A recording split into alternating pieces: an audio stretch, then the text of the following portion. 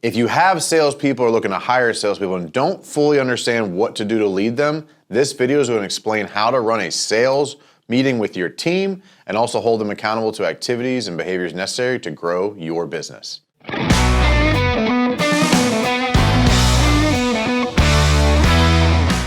everybody, I'm Mike Claudio, owner of WinRate Consulting and host of the Big Stud Sales Podcast.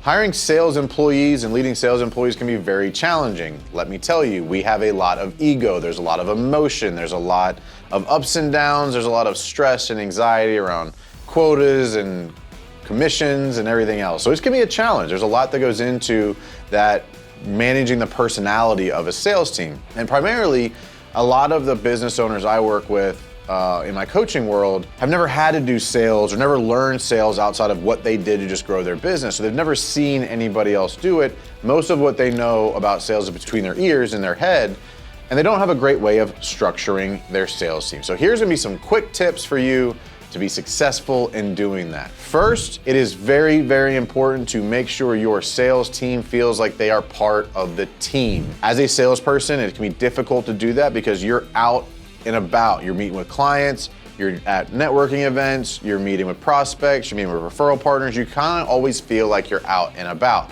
Doing as much as you possibly can with group chats, sales meetings, team building events, regular conversations about successes and failures and tactics is super important, because when a salesperson feels like an island, they don't invest as much and don't get as bought into the business. And that can be very bad for you, because that person can then just jump ship and take all the relationships that they've built with them. It can be very hard for you to kind of replace that overnight. Not impossible for, on the long term, but definitely hard to do overnight. The second thing is set strict boundaries around communication. You will get a lot of early morning, late night, and kind of throughout the day calls from your sales team. It is very important that you mitigate that risk for yourself as a business owner by doing some proactive training and expectation setting, but ultimately letting them know that they have the power to make some decisions on their own. I see a lot of business owners try and control their sales team and what they're saying and who they're saying it to and all the other stuff. Make sure that you have a system for them that's built out to allow them to automate independently, because they will blow you up. They will ask some of the dumbest questions you'd ever thought you'd hear out of a person, because salespeople deal with the same imposter syndrome and stress and fear and anxieties that you do. They don't have the experience you do as the owner to kind of solve those. They're gonna come to you to ask them. Third is make sure that they have behavior, activity, and some sort of a quota associated with their job description. Especially for your first couple sales hires, you're not really gonna know what that looks like. Implement something. X amount of meetings per week, X amount of closed sales, average job size, hours spent prospecting, hours spent networking, something that's measurable and trackable so that you can make sure that your guys or gals are living up to the expectations. You're gonna get this wrong. The first couple times you tried developing this behavior onset of quotas and activity levels, you're gonna get it wrong. It's not gonna work out, it's not gonna fit, but set that expectation from the beginning. Hey, new sales guy, I've never had a sales guy before. You're my first one. I'm not sure exactly what this looks like, but I wanna make sure that I have some trackability into the activity you're doing every week. So for now, please follow these guidelines. We will implement, we will then analyze, and then we will adjust based on the results and successes and comfortability that we see. It's very important to set that expectation from the beginning, because you're gonna get it wrong. You have no idea what you're doing. It's difficult. You're creating an environment of something you've never dealt with before. You're not supposed to be good at it. There's only so many books and videos and podcasts you can listen to, read, or watch before you just have to go in and implement. So figure it out, whatever that looks like for you. Behaviors and activities are significantly more important to track and measure than results themselves, because good results will hide and cover up a bad employee because the behaviors are terrible, but they had a couple good deals. And it also shun a good employee who doesn't have the results quite yet. So make sure you're managing to behaviors and activities. So what's the best way to do that? I think once a week, you need to have a sales team meeting, even if it's just you and one person.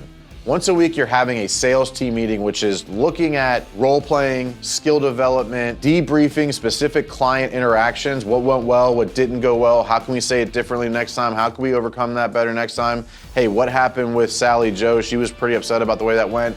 Oh, well, in case I wasn't clear on that, this is how you do that. So that's super important as a team. As individuals, Doing one-on-ones with your sales team to do a pipeline review is incredibly important to understand the health of your business's pipeline, especially if you have multiple salespeople. You've got to be staying in front of these guys and gals. I use guys pretty gender neutrally. I think most of you know that, but disclaimer. I say guys a lot as a gender neutral term, but guys and gals out there who are in your sales team, understanding what came in, what closed, what's happened so far, what's stopping that person from moving forward, and what are next steps. That's the biggest part of this. Because what happens is, as a business, you always focus on the top 20% that's likely to close. Like, oh, they're gonna give a deposit next week, let's focus on that. But that bottom 60 to 40%, 40 to 60% of your pipeline that doesn't get touched regularly is where the majority of your fruitful mining needs to happen. Very few people follow up consistently. I've been talking about it for what feels like a lifetime because it's the most valuable activity you can do every week. So the big part about that conversation one-on-one with your sales team is what is the next step to move the ball forward? Either we're gonna get them out of the pipeline or move them through into production, because many people miss that, and you can't just focus on that top 20%. You have to look at everybody that came in, because every one of your clients are equally important, because you have to look at them as not just a singular project, but they are a person of reference to all of their friends and family, future projects, coworkers. If you do a good job for them, no matter what it is, if you qualify them as something you actually want to do, make sure your entire pipeline gets touched on a regular basis, because that what are we gonna do next to move the ball forward will make your salesperson and you work on follow-up tactics, overcoming objections, how to just make sure you're touching them consistently enough so somebody doesn't fall out the bottom and you just forget that they were there, because you're always focusing on the top 20%. But ultimately, it is your job to make your sales team successful. Do not hire somebody and say, hey, good luck out there, let me know how I can help you. There's gotta be accountability, there's gotta be standards of metrics, there's gotta be measurable and trackable activity. Again, manage to the behavior and activity, and you will get the results. If you manage to the results, you'll not know where they're coming from. You cannot scale that as a system or process,